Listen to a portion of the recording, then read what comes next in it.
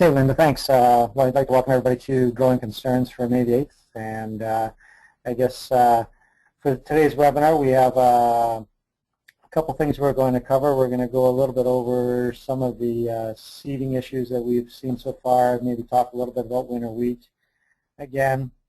And then we have Pam deRocquigny on from MAFRI that's going to talk about grain cord yield potential by seeding date. And we're getting a few more questions regarding, it's getting a little bit later, corn's still not in the ground, what are my potentials for a full crop still? So Pam's got some really good information regarding that, so she'll be joining us and going through a presentation regarding that. But first we're going to go through some of the things that kind of we've been seeing going on this past week out in the field. And I guess we got this picture from Andrea, and basically producers starting to harvest sunflowers. We're seeing some of those ones that overwintered in the fields, and guys are going out and picking them up now. So the weather the last couple of days has definitely helped to bring those to a situation where guys could get out and start harvesting them. So that's a good sign, because those fields are going to need to be planted, so get those off. And seeding has started in some areas. Kind of a little bit of a surprise. We thought it was going to take a little bit longer for some of the fields to dry up, and I think some producers are being a little bit surprised as to how fast some of the fields are drying. And I know in the Rivers, Kenton area, guys are going. Some reports out of the Killarney area, the guys are going. So we get a few more days like we had yesterday, and then with the wind we're getting today, it's definitely going to be drying the ground out, and guys are going to be probably getting out there a lot quicker than they were there maybe first thinking. So all going to depend a bit on the weather, and those forecasts are kind of all over the board right now. And as we get a little bit later in the presentation here, I'll show you a couple slides regarding some of the things I've seen over the last couple of days. I guess just to touch a little bit about the winter wheat. We've been talking the last couple webinars, and then also we had some winter wheat survival meetings going on throughout the province this past week, and we were telling producers that they need to be patient and need to be out, before they start worrying about if the crop's going to make it or not. Was out in some fields the last couple days here, and I think it's time for producers to get out there and start assessing the winter wheat. We're definitely starting to see things happening with the winter wheat plants. They're definitely coming out of dormancy and starting to grow.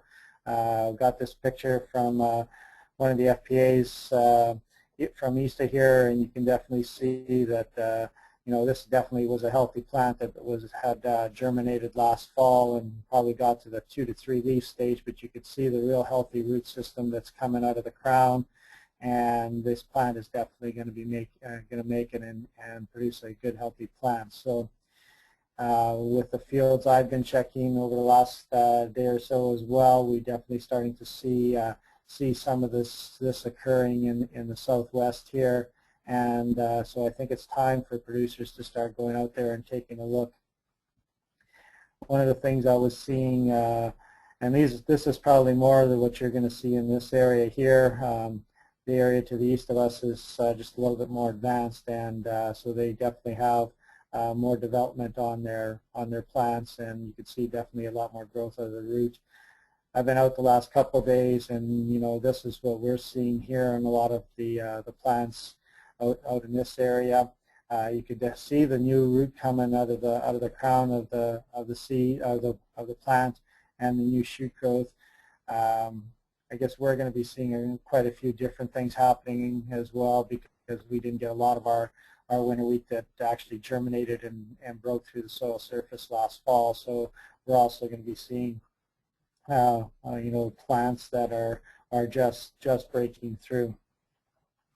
One of the things I was seeing yesterday, and I think this is something that we're going to have to start looking at and maybe start doing part of our assessments to see if this winter wheat crop is going to make it in some cases, is I was digging up some seeds and they were definitely rotting.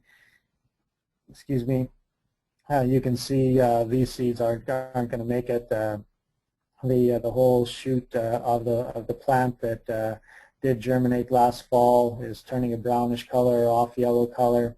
You can see the mold forming on the shoot of the plant, and definitely showing that this plant is not gonna make it. So you know, you need to be assessing those areas and seeing how big they are.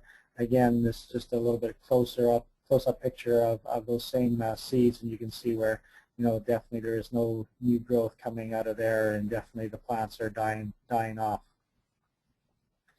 Also, was digging up some plants, and these plants you can definitely see aren't going to make it. There is definitely no new growth coming out of here.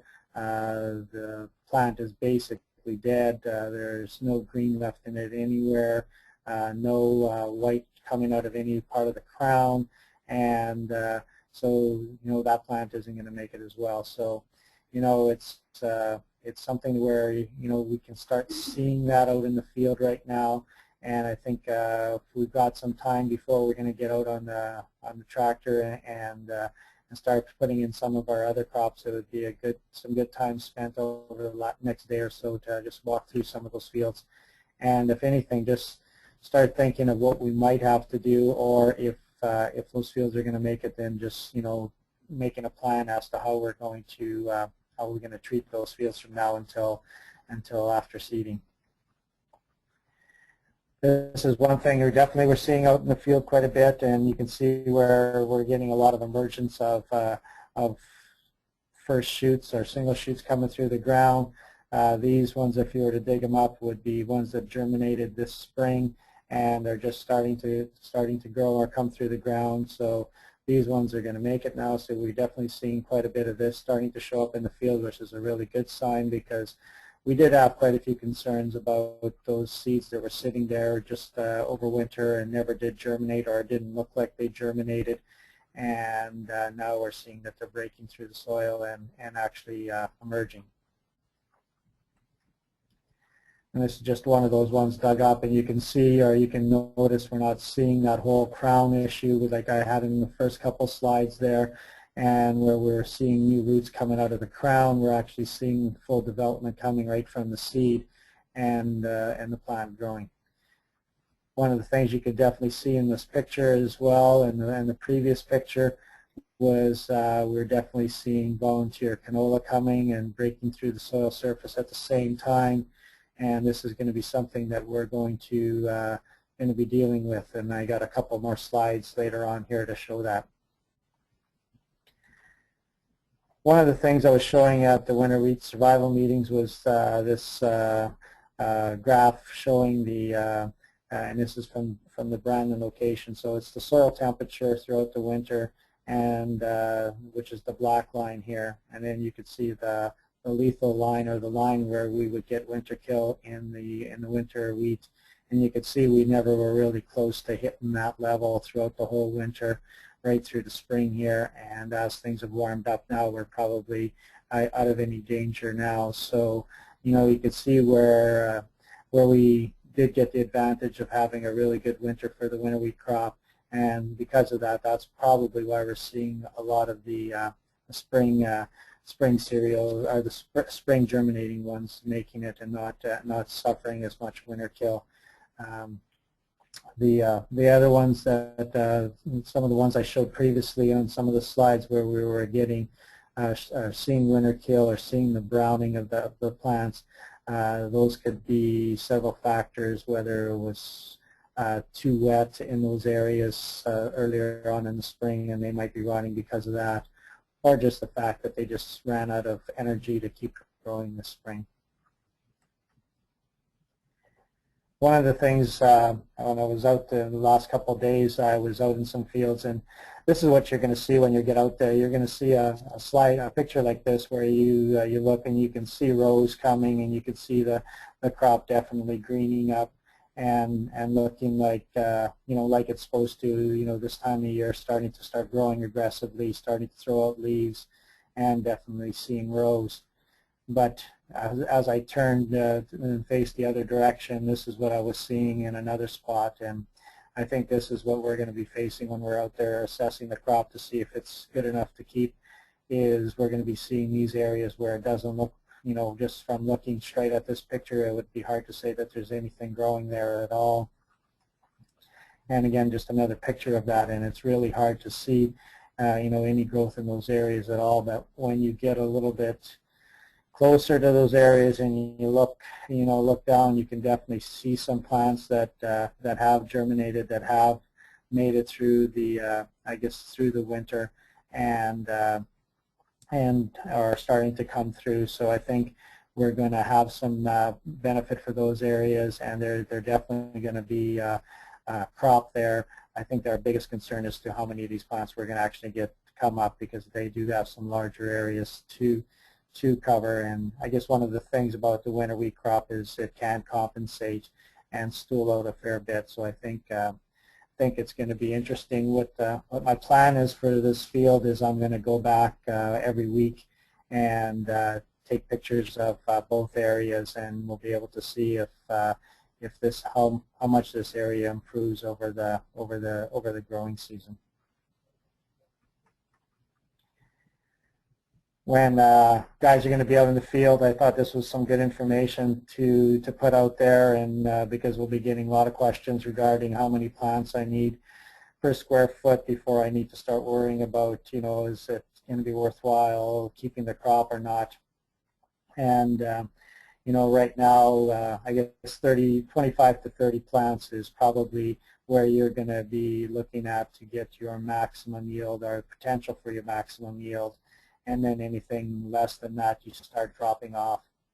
You'll notice that you don't drop off a large amount between the, the 13 plants to the 30 plants. So that's why I mentioned the ability of the plant to stool out and produce more plants or more shoots is there if we get the right growing conditions. So even though you may only have, that 13 to 15 plants per square foot, you're definitely still looking at a decent crop, not a bumper crop like we had last year, or the potential for a bumper crop like we had last year, but still a reasonable crop. One of the things we'll need to remember when we are assessing the crop too is you're going to be looking at seeding dates, and you're going to be looking at when you're going to look at destroying this crop. So right now we're looking at we're in May the 7th or 8th today, and if by the time you're to assess this crop, and then if let's say you want to destroy it and reseed, you're probably looking at not getting it done until the end of May, beginning of June, before the new crop is planted in there. And with that, I would be concerned that you may not reach the full potential of the new crop you're planning on putting on those acres. So really at 7 plants per square foot, and the potential for up to 40 to 45 bushels an acre, is it better to leave that crop, or is it wiser to spray it out and then take a risk of growing maybe a wheat crop that you might get 30 to 40 bushels on? So those are going to be decisions that will be needed to be made if you're in a situation where you're going to be eliminating the crop you have in there now. From everything I've seen so far, I think most of it's going to make it, and we're going to be okay. I think we're going to have a later season for the winter wheat. We'll be definitely combining it later this fall. We're going to have uneven fields, so there's going to be issues throughout the whole growing season that we're going to have to deal with. And one of the issues is we're going to have lots of volunteer canola coming in. Here's just a picture of some of the canola that is breaking through the ground, and then when you scrape the ground, the surface off of the soil a little bit away, you can definitely see there's a lot more canola plants that are going to be coming up. And when you think of last fall when before harvest we did get some winds that came through and did blow a fair bit of canola around. We had some lighter canola, and some of it was going right through the combine. I know it's not hard to find canola seeds on the soil surface, and you can see where I'm pointing with the arrow there. These ones are sitting right there on the soil surface, just waiting for the first shower to germinate. So we're definitely going to be dealing with a weed issue with these volunteer canola plants, and with that, we're probably going to be needing to spray for the volunteer canola probably before we're ready to spray for other weeds in the winter wheat crops. So I guess just a heads up there that with the winter wheat germinating late, we got a lot of winter wheat that's just coming through the ground right now, and a lot of this canola has actually beat it through the soil surface and is through the ground already. And in situations like this, this canola is going to get large fast, and if we want to give the winter wheat a fighting chance, we're definitely going to need to control the volunteer canola. Pretty easy to do, just it's something that we're going to need to keep on top of, otherwise we'll have a real weed issue out there in some of those crops. The other thing with the unevenness of a lot of the crop, and if you go back to that picture where I showed, where you could see rows and then you turn around and then you don't see anything coming through the ground, we're definitely going to be in a situation where trying to determine the right time for an application of fungicide throughout the growing season is going to be more of an issue. And we'll be dealing with that as we go through the webinars throughout the spring and summer here, but just another heads up that you're going to be timing wise, and maybe doing more than one application may be necessary in some cases to give the winter wheat a good fighting chance. While we're talking a little bit about weeds and weed control, when I was out in the fields, you could definitely see foxtail barley starting to green up, and I think if I guess if you have a situation, and the last couple of years we've got foxtail barley that's become a real issue in some fields, you have an opportunity right now to maybe go out there and do some weed control on some of these patches. So with foxtail barley, going out there and hitting it with a glyphosate product and knocking it back, and it might not be a bad idea, because by the time you get your crop planted and do your burn off, a lot of this stuff is going to be getting fairly big already, and you're probably not going to do a good enough job on controlling the foxtail barley as you would as if you went out there right now and set it back. It's a weed that is becoming more of a problem, and I think it's a good opportunity right now to get out there and if anything, it gives you the opportunity to test out your sprayer to make sure things are working right there. I mentioned before that I was going to talk a little bit. I had a slide a little bit about the weather, and it's we've been getting forecasts that are all over the board here, and I seen this chart here, and I thought it was kind of interesting, so I thought I'd throw it in. But when you look at it's basically from November of 2012 to October of 2013. So it kind of goes through our growing season here. And you look at April, May, where we are we're in right now. We're kind of looking at below normal and below normal precipitation for May and June. And then when we get into July and August, our precipitation is going to go up, and our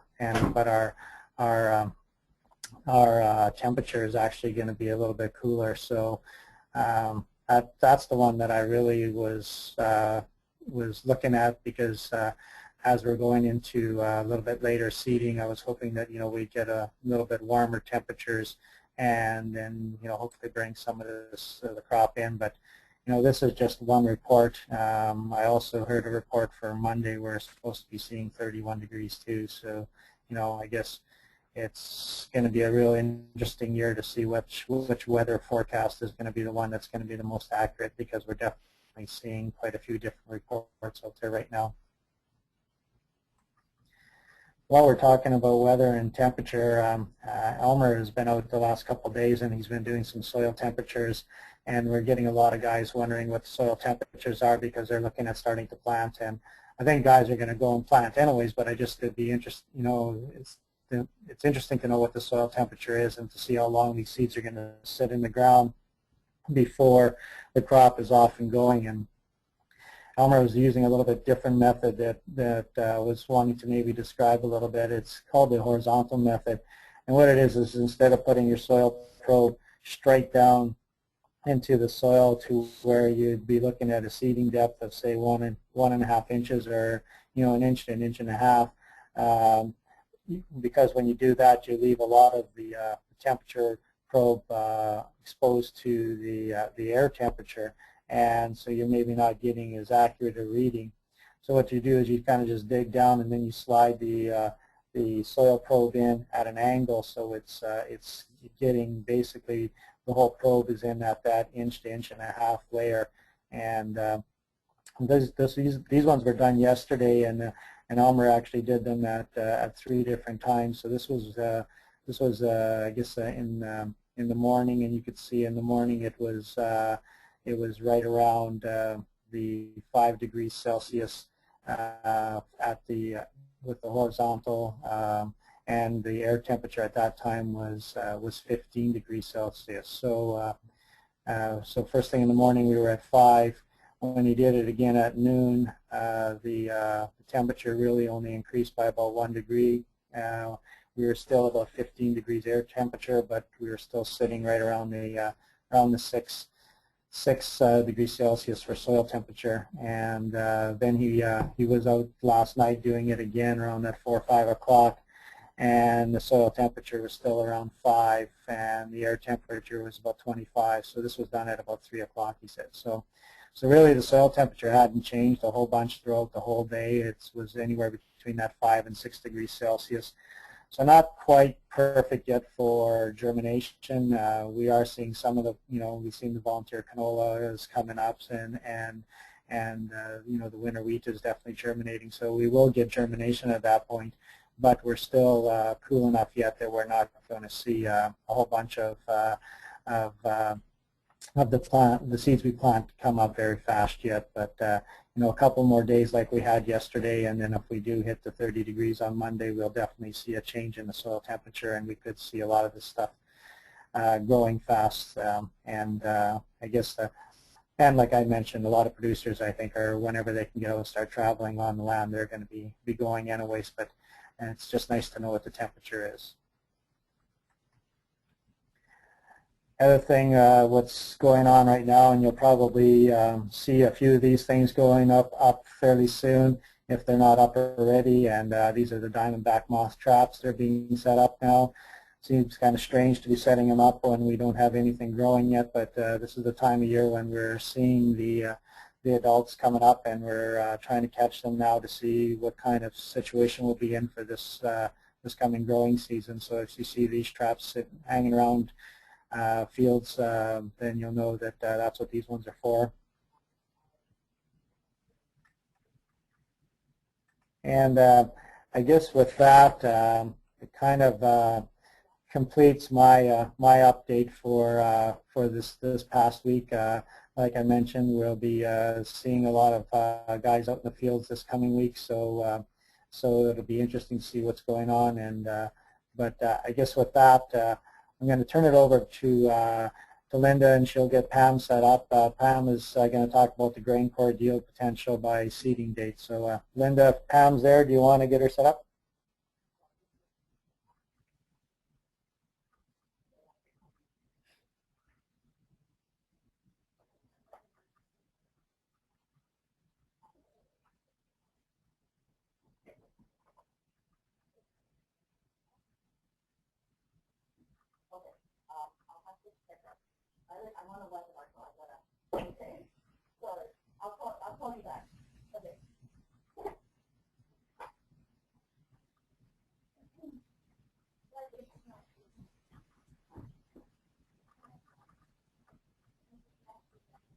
Sorry, Lionel, I was on the phone. But Pam, you need to, there we go.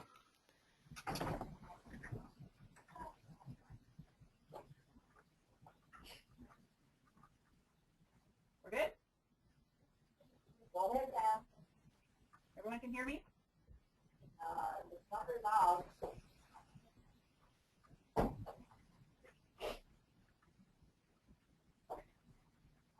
turn up my volume.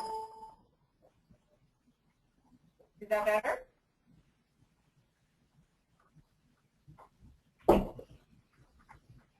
Hello? Hello. Hello, Pam? Yes? Yeah. Yes. Go ahead. You sound better there. Okay.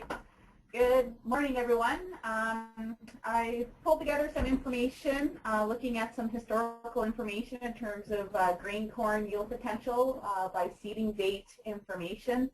Of course, as we move into May, with all the interest that we've had in grain corn this year, I thought I'd pull together some information that will hopefully help producers who are, looking at grain corn maybe for the first time or don't have as much experience as they like and are kind of wondering what to do in a late seeding scenario like we have this year.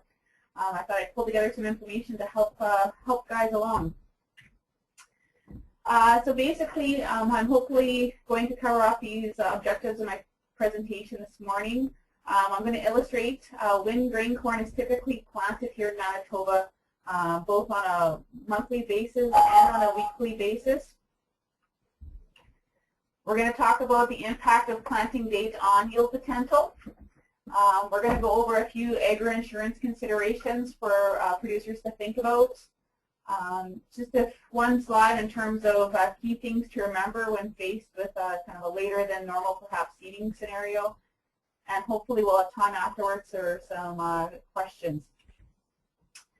So basically what I've done is looked at National Agricultural Services Corporation, their seeding date history information.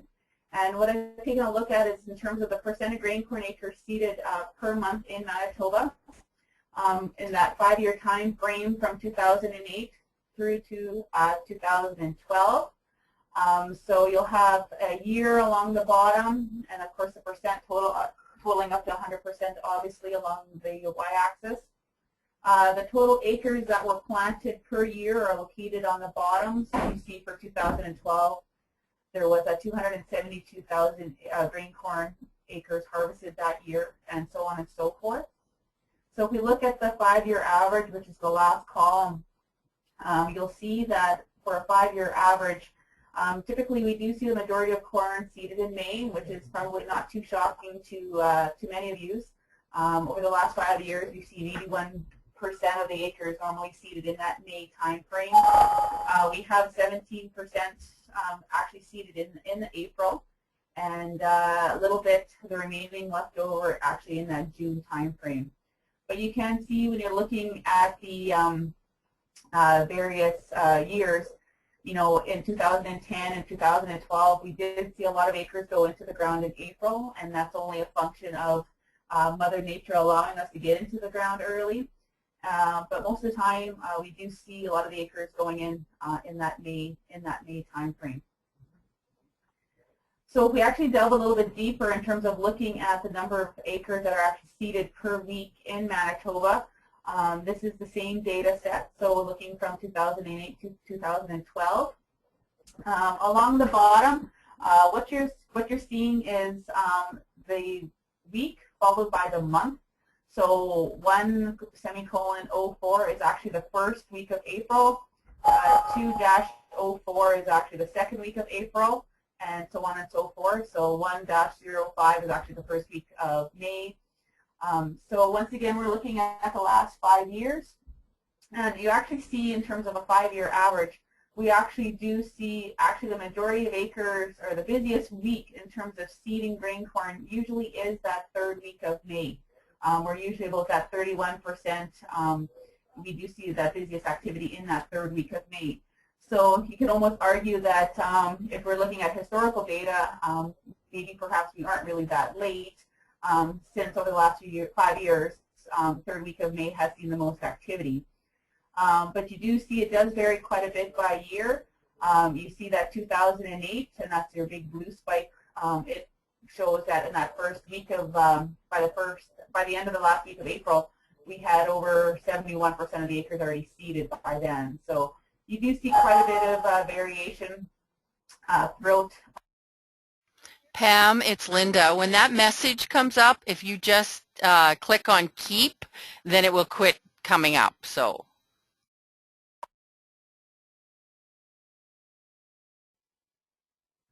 Okay, thank you very much. Okay, everyone can still hear me? We're good to go? So anyways, so once again, just to kind of reiterate, usually we do see another spike here that first week of May, but a lot of the times we do see lots of the acres going in that third week of May.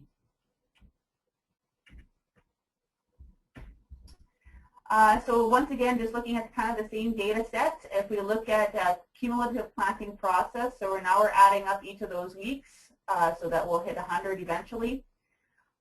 Once again, along the x-axis, we have the same kind of time frames. So as you'll see in the 5-year average, which is your solid black line, there you go.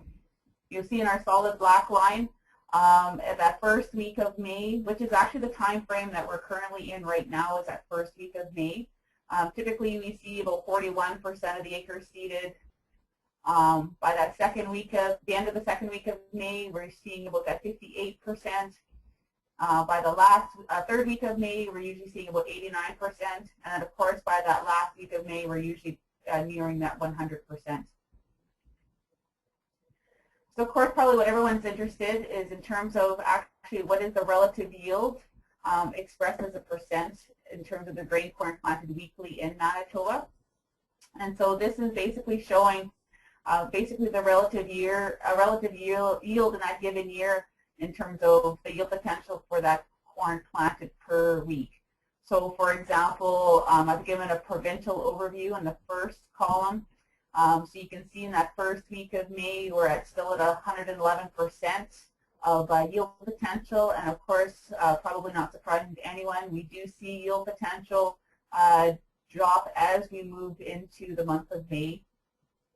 But what is interesting is actually we still maintain pretty good yield potential for grain corn for most areas going into that last week of May seeding time frame. Perhaps an exception would be in that risk area 5, where we're dropping down to about 72% of that yield potential in that risk area. But you'll see in terms of, say, in risk area 11, we're still at 92%. In risk areas 1, 2, and 3, we're actually still at 91%. So when producers are, thinking, does grain corn still fit in terms of yield potential? As for most crops, I do think yield hangs on there pretty well up until that last week of May. Once you kind of get into that first week of June, yield potentials do drop off. However, having said that, in terms of agri-insurance seeding deadlines, the first deadline for grain corn and for a lot of the province is actually May 30th. And that's probably why, if you remember from those earlier graphs, we don't actually see that many acres seeded in the June time frame. Most of the time, once June comes, either guys are finished planting their grain corn or have decided to make that switch to another crop type instead of putting in their intended grain corn acres. And that's just kind of illustrating, once again, just that yield potential does remain strong going into that third and fourth week of May. So of course, this is exactly the same table, only now instead of expressing yield as a percent of the yearly or that risk area's yield or that provincial yield, this is actually the actual yields expressed as bushels per acre. And so I think this will be, kind of the thing that we're talking about in terms of, if you're still looking at grain corn and it's kind of pushing back into May, kind of look at what potential yields there are out there. Kind of review your cost of production to see if they're still in line with what the later seeding date kind of means for you. So say you've budgeted in your cost of production for 100 bushel per acre corn crop, but your seeding is pushed back into the late, last week of May. Does that still pencil out for you in terms of corn being a profitable crop in your rotation? And that perhaps may help you make any decisions in terms of keeping it in or switching out. In terms of agri-insurance considerations, new for 2013, and this is on a trial basis, grain corn is actually now insurable province-wide, and it's in the new kind of what they've called the insurance test area. And coverage in this insurance test area is actually 80% of the lowest coverage in the existing insurable area for that crop type. As well, there is actually no extended seeding period in the insurance test area, which means in this new test area, May 30th is the seeding deadline in that insurance test area. However, having said that, just because you may now have agri-insurance coverage, it doesn't mean that grain corn should be grown in all areas of Manitoba. What you've really got to look at as well, and just not in terms of perhaps yield potential, but also corn heat accumulation as well. And this is going to be important because you need enough of those corn heat units to have that crop reach physiological maturity, or basically black layer, and you want that crop to be mature before that first killing frost in the fall. So this is something important to consider. So there's lots of maps out there that are available to help you look through that, and we'll go through a few in a minute. But a question I normally sometimes get in a late seeding situation, or later than normal perhaps, is, should I be switching out to a shorter season hybrid? And if you actually look at a lot of the hybrids that farmers are growing, they're actually probably appropriate in terms of corn heat accumulation, and they can usually stay with those hybrids until that last week of May. And once again, if they have chosen already in the first place appropriate hybrids for their area and expected heat accumulation. If you're in a later, if you're in the area of the province where there are extended seeding deadlines, where it does go into June, perhaps that might be the time to start considering it. But at this point, usually, from what I've seen historically, most producers typically stay with their hybrids until that last week of May, and if they haven't gotten it in, then they'll switch to another crop type. But we're definitely not at that stage yet.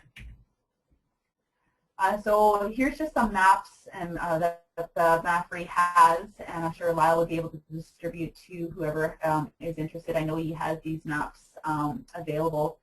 So basically this map is looking at normal corn heat accumulation. So we're looking at this map at 50% risk from a May 1st start date to that first fall frost of minus 2.2, which is typically your killing frost. So you can see a large, so basically what that 50% risk means is that 1 out of 2 years, the number of corn heat units would actually be lower than what this map is actually showing. So basically this is an average accumulation. So, half the time we'll see this heat accumulation, half the time we won't. So of course we've created other maps then that kind of address those varying risk levels. So this map will be once again at 25% risk from that May 1st start date. Realizing of course we're beyond that May 1st start date, but I'll present some maps in a few minutes showing an adjusted seeding date or start date. So once again, this 25% risk means that 1 out of 4 years, the number of heat units accumulated would be less than what this map is showing. And then once again, a 10% risk. Once again, this is probably kind of your safest route. Probably would be 1 out of 10 years, the heat units accumulated would be less than what this map is showing. So as you can see, as we've moved through the maps, kind of the red and orange areas that say where we've had lots of corn heat accumulation has gotten smaller and smaller as we kind of move from that 50% risk to that 10% risk. You'll start to see the same thing as we move from a May 1st start date to a May 15th start date. So I'll show the same map. So once again, this map is a 10% risk, and this is with a May 15th start date. So as you can see, we're starting to see more of that greenish, yellowish color creeping in. We've still probably got 2,200 heat units in most areas of the province. Of course, in that banana belt in the Morin, Winkler, Altona area, we're seeing upwards still of 2,400 heat units accumulated, even with a May 15th start date. However, you can see once we move to a May 31st, even at a 10% risk, we're seeing corn heat units drop off quite substantially. So once again, when looking at that seeding date information, I think producers have pretty well figured it out that and that's why we see once kind of the end of May hits, we don't see too many acres going in at that point. Not only for agri-insurance reasons, but also in terms of risk level and what guys are willing to the risk level they're willing to deal with in terms of grain corn. Grain corn is definitely a long season crop, and we need kind of every day And we don't know what this growing season holds, so getting into the ground early is always our best bet. But you can see even as we push into May, like I said before, there's still good yield potential, and you know, generally heat accumulation still is adequate in most areas. But as you kind of move northward, you're going to have to really take a close look to see if you're really going to get those heat units needed to get that crop to maturity. Just a few things on planting operation. Of course, you know, this is regardless, even if you're seeding early or if you're seeding late. And especially with grain corn, you need to pay attention to your planting operation because you need to optimize that stand establishment. It's going to be critical.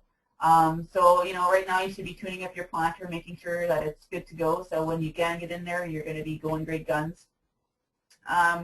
You know, you might want to think about increasing your seeding rate to account for those cool, wet soils that we may be seeding into.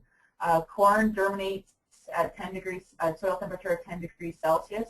We're not quite at that stage yet, but most of the times as we get into a later, into May, we see less likely to soil temperature and more by calendar date. So even if the soil is still cool, a lot of guys will still be putting their corn in the ground. And we actually did see a couple of corn planters in the field yesterday and putting some corn in. So corn planting has started in the province. Seed bed preparation, you want to kind of avoid muddying it in, cloudy seed beds, high residue, anything that will impact that final stand. Of course, uniform plant spacing, uniform emergence, these are all things that I think for all crop types apply, but particularly for corn because corn doesn't have that ability to tiller, say like a cereal crop does, to compensate for poor stand. So kind of what you have with a plant stand is you're setting your roof for your yield potential at that point. And of course, we want to be fertilizing and reducing that early weed competition as well to get that crop off to a good fast start. So basically, in terms of kind of take-home messages, majority of corn is planted in May. So, you know, even though everybody's talking about how late a year it is, you know, a lot of times in Manitoba, you know, corn is seeded in that May time frame. It's nice to get it in April in some areas of the province, but, you know, in, say, the southwest part of the province, you know, most of it's not in the ground in May anyway. So we're definitely on track, I think, if the weather holds and we can get in there. Producers are capable of planting a lot of acres in a few days, and I kind of illustrated that with that one point where, like I said before, that 1 week time frame, producers seeded 120,000 acres of grain corn in 7 days, so we can get a whack of acres in quickly. Grain corn does maintain good yield potential into the end of May in most areas. Once again, you'll have to take a look at it by risk area, as there are, you know, 1 or 2 risk areas where it does drop off after that 3rd week of May. But once again, use that information in terms of, you know, rejigging your cost of production, seeing if corn still is a fit. And one thing I always like to talk about, and I always get accused of maybe being optimistic, but you know, we always say early planting does favor higher yields, but I always like to say it doesn't guarantee higher yields because there's a lot of things that can happen from the time that seed gets into the ground till when it's in the bin. And we look at last year, for example, where a lot of crops were in early, but perhaps the yield potential wasn't what they thought it was going to be at the end of the year, just because we had lots of heat and dry weather over the growing season. So a lot of things come into play when you're talking about yield. Yes, it's nice to get into the ground early, but it's not going to, you know, guarantee you those higher yields at the end of the season either. So basically, that's my presentation in a nutshell. There's a few reference websites that I pulled information from. The first one, of course, is our crop production page. The second one is from MAFRI. So if you have any questions or anything like that in terms of agri-insurance coverage for corn, seeding deadlines, anything like that, definitely talk with your local MAFRI agent or contact their website to look for more information. There's our weather, MAFRI's egg weather program that has excellent information too, and that kind of tracks soil temperatures as well. And of course, there's our cropchatter.com website, which is a blog website that Crops Knowledge Center is doing in conjunction with Farm Business Communications, and there's information up there as we start getting into the growing season in terms of things that are happening out there in producers' fields. So I will leave it at that, and if there's any questions for me, I'd be happy to answer them. Yes, Pam, it's Linda. I have a question here. As it gets later into May, should we be changing the seeding rate? You know, I guess it depends. You know, seeding rate depends on a lot of things. You know, it depends on the yield potential of the field. It depends on, you know, what variety you're growing, because I know a lot of companies have hybrid-specific populations that they like to, that they have identified for their hybrids. You know, if you're, you know, for the most part, if you're anywhere from between 28 to 32 plants per acre, 1,000 plants per acre, you're probably, you know, bang on. If you want to bump up your seeding rates a little bit to account for some of those cooler, wetter soils, you know, that might be a good idea, just to ensure that you are kind of hitting that plant stand that you're wanting to hit at the end of the day. Okay, thanks, Pam. I don't have any more questions at this time. Not sure if Lionel has anything, or, oh, I do have a question here. Are there similar yield trends with seeding corn silage late in the northern lower CHU areas? To be honest, I haven't looked at corn silage. I'm assuming the trends would be similar because we see, you know, yield drop off for, you know, crops as we, you know, push into that later May time frame. I'm assuming it would be similar for silage, but to be honest, I haven't looked at that data, so I can't say for sure.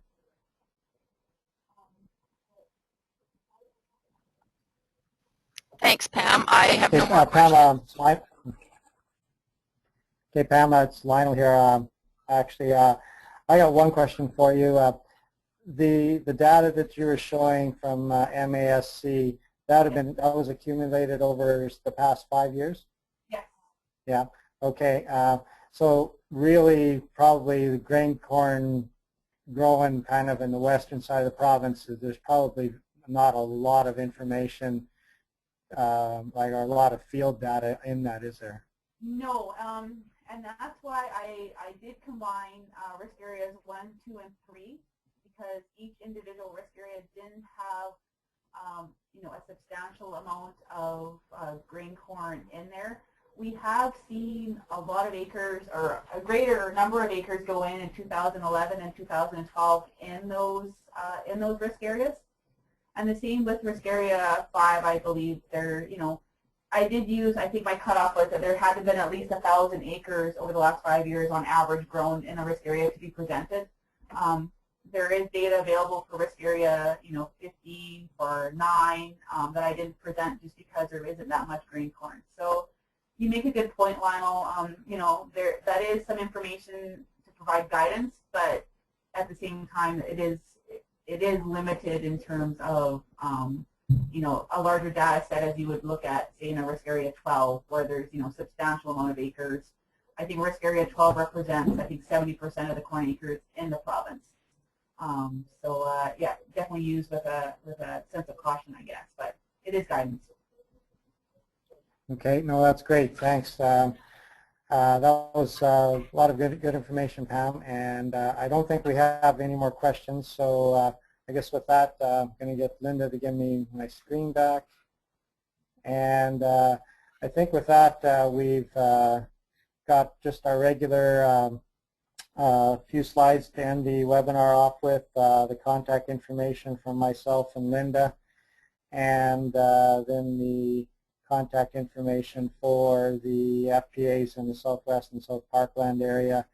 And so again, once again, if you have questions throughout the week or throughout the growing season, you could definitely get a hold of any of these people, and we'll put you in contact with the people that can give you the right answer. So I guess with that, I think what's happening this coming week, we're going to be seeing a few more guys in the field, so we'll start seeing some issues that are going to be going on in the field, and we'll have a few more updates regarding that. So see everybody next week.